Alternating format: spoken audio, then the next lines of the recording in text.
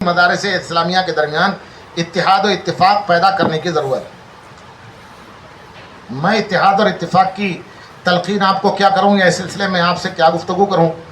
آپ سب عالم ہیں اور اتحاد اور اتفاق کی ضرورت اور اہمیت کو آپ خوب سمجھتے ہیں۔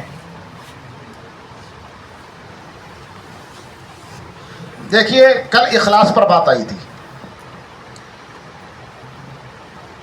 اگر ہمارے دل میں اخلاص ہے، اور اخلاص کی علامت علماء نے یہ لکھی ہے، آپ سب جانتے ہیں کہ جو کام ہم کرنا چاہتے ہیں یا کر رہے ہیں، وہی کام اگر دوسرا آدمی کر رہا ہے تو اسے دیکھ کر کے خوشی ہو کہ جو مقصد کام ہونا ہے، جو ہم کام کر رہے ہیں وہ دوسرے نے کر دیا، کام ہونا چاہیے، کام ہو گیا۔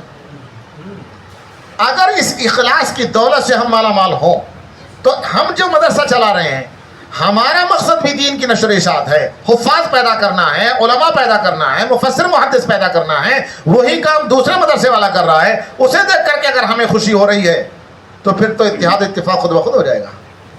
لڑائی اور جھگڑے کی بات ہی نہیں رہے گی کوئی۔ لڑائی اور جھگڑے کی بات آتی ہے تو اپنے اندر اخلاص نکل جانے سے اور حسد کے آ جانے سے۔ جہاں اخلاص نکلا اور حسد آیا تو سمجھ لو کہ وہیں پر لڑائی اور جھگڑا بات ہو گئی۔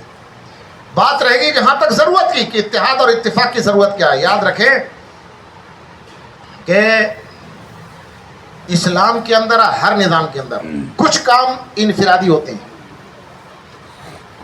کچھ کام اجتماعی ہوتے ہیں۔ اجتماعی کام میرے خیال میں سمجھتا ہوں کہ زیادہ اہم ہوتے ہیں انفرادی کاموں کے مقابلے میں۔ مسجد بنانا ایک اجتماعی کام ہے، مدرسہ بنانا ایک اجتماعی کام ہے،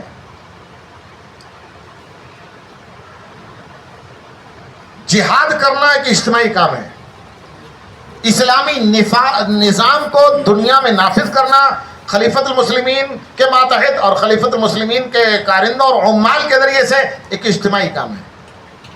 ان اجتماعی کاموں کی جو اہمیت ہے، میں سمجھتا ہوں انفرادی کاموں سے زیادہ اہم ہے۔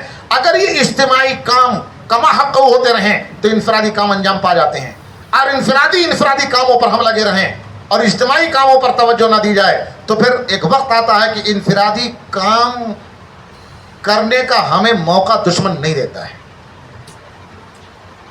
ہمیں انفرادی کام کرنے کا موقع نہیں دیتا۔ حضرت ابوبکر صدیق کا زمانہ ہے، حضرت عمر رضی اللہ تعالیٰ عنہ کا زمانہ ہے، اجتماعی کام یا خلفاء راشدین کا زمانہ ہے، اجتماعی کام بڑی مضبوطی کے ساتھ اور بالکل اسلامی نظام کے مطابق ہو رہے تھے۔ کیا انفرادی کاموں میں کہیں کوئی رکاوٹ آئی؟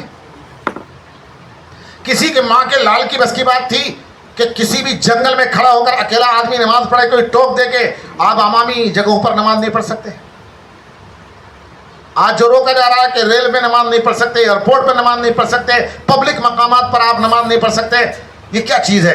اجتماعی نظام اسلامی نظام کے مطابق ہندوستان میں نہیں کر پا رہے ہم، اور نہیں ہے۔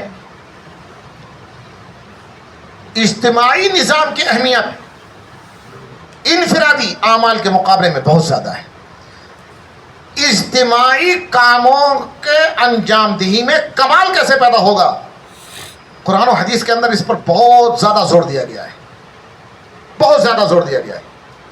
اور بظاہر ایسا لگتا ہے، محدثین کھول کر کے جب بیان کرتے ہیں تو سمجھ میں آتا ہے کہ ارے اس حدیث کے اندر یہ بھی چیز ہے، ورنہ بظاہر ایسا لگتا ہے کہ اس کا تو کوئی اس سے تعلق ہی نہیں ہے۔ مثلا میں ایک حدیث آپ کو سناؤں، آپ نے بہت مرتبہ پڑھ رکھی ہے، للمؤمن علی المؤمن ست خصال، ایک حدیث مشہور ہے۔ ایک مومن کے دوسرے مومن پر 6 حقوق ہیں، صرف ایمان اور کلمے کی بنیاد پر، چاہے آپس میں قرابت ہو نہ ہو، آپس میں صداقت ہو نہ ہو، جوار کا پڑوس کا تعلق ہو یا نہ ہو، پڑوسی ہونے سے جو حقوق آتے ہیں وہ الگ، رشتے ناتے ہونے کے ناتے جو حقوق آتے ہیں وہ الگ، اور صداقت کی بنیاد پر، شراکت کی بنیاد پر، پارٹنرشپ کی بنیاد پر۔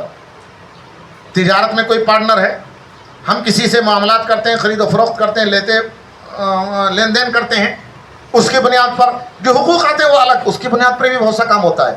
ایک آدمی کا انتقال ہوتا ہے، ایک غیر مسلم کو آپ اس کے انتقال کے ہونے کے بعد اس کے جنازے میں دیکھتے ہیں، آپ اس سے پوچھتے ہیں کہ آپ ان کی جنازے میں کیسے؟ ارے یہ ہمارا بہت پرانا آدمی ہے، ہماری دکان سے یہ مال اٹھاتا تھا، یا ہم ان کے دکان سے مال اٹھاتے ہیں، ہمارے ان کے تجارتی تعلقات ہیں، یا ہمارا پارٹنرشپ میں معاملہ چلتا ہے، یہ ہمارے تجارتی پارٹنر تھے، ان کا انتقال ہو گیا تو غیر مسلم تک آ جاتے ہیں.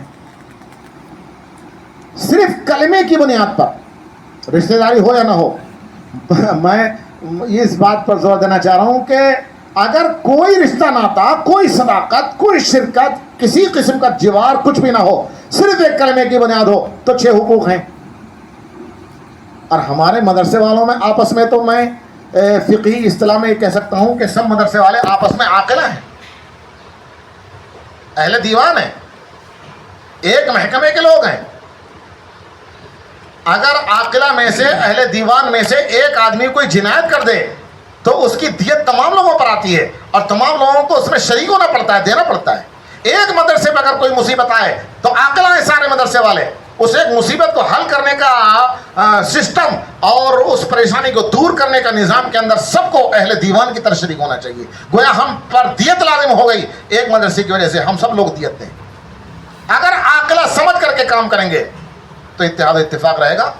اور واقعی آپس میں اتحاد اتفاق کی ضرورت بالکل اتنی ہے جیسے عاقلہ کی ہوتی ہے، اہل دیوان کی ہوتی ہے. سب ایک سسٹم کے لوگ ہیں.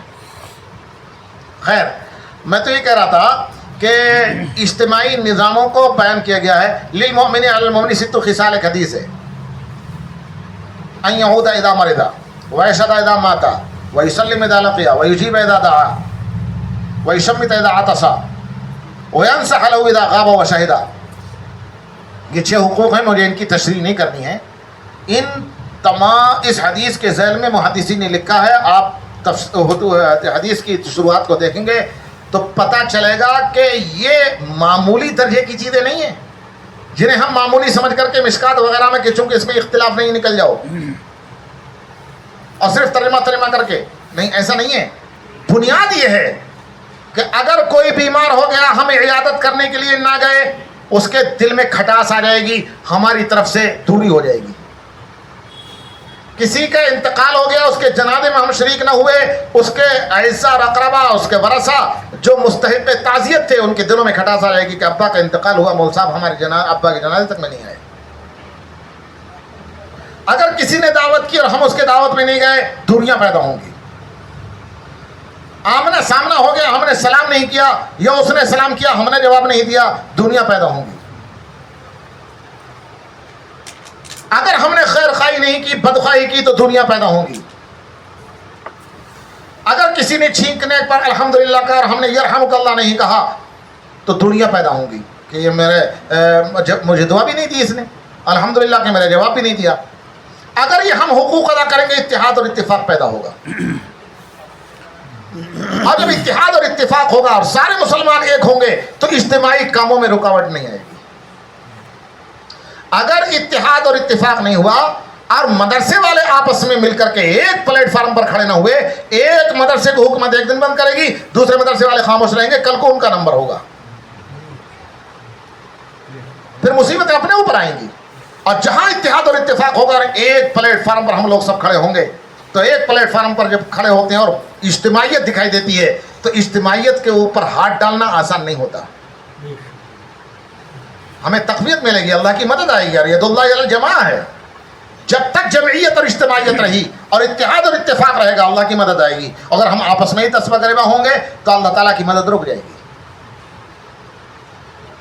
اتحاد اور اتفاق کے بغیر جو ہم مشن لے کر کے چل رہے ہیں، جو ہمارا مقصد ہے، اس مقاصد میں ہم کامیاب نہیں ہو سکتے. اور اتحاد اور اتفاق نہیں ہے تو ہم سمجھ لیں کہ ہم مقصد سے بھٹک چکے ہیں. یہ ہماری تجارت نہیں ہے، یہ ہمارا دین کا کام ہے، اور دین کا کام اجتماعیت سے ہی چلتا ہے. جب تک اجتماعیت رہی ہے، اسلام پھلتا پھولتا رہا ہے، آگے کو بڑھتا رہا ہے. خلفاء راشدین کا دور اس کی مثال ہے.